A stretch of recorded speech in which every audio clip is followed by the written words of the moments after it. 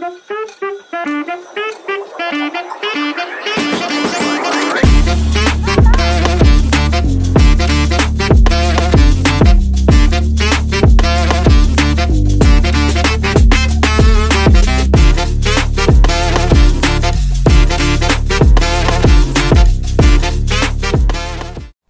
guys, welcome again sa vlog ko for today. This is a continuation from the past few days about my vlog kung napanood nyo. Nandito ulit kami sa Scalo Milano. Gusto ko lang i-share kung ano yung tsura niya from afternoon to evening. Para sa akin, it's so relaxing, especially while you're enjoying with your family.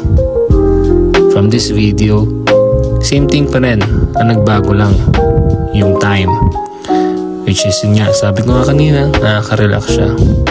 This time, papakita ko rin yun sa loob after nung ginawa nilang bago. Itong video na to, papunta siya dun sa part kung nasan yung mga restaurants, kung saan kayo pwedeng kumain after you're enjoying with your family. Yun, nandito nga yung sa pinakagitna nila. Minsan may mga activities sila dyan. Kapag may occasion, dyan nila ginagawa.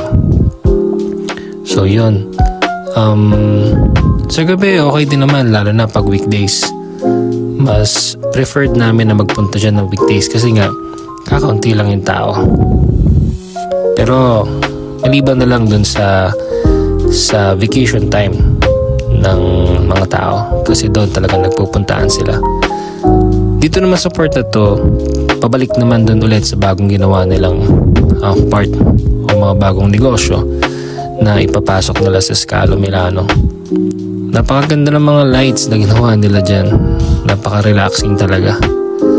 Lalo na dyan sa part na yan, yung ilaw.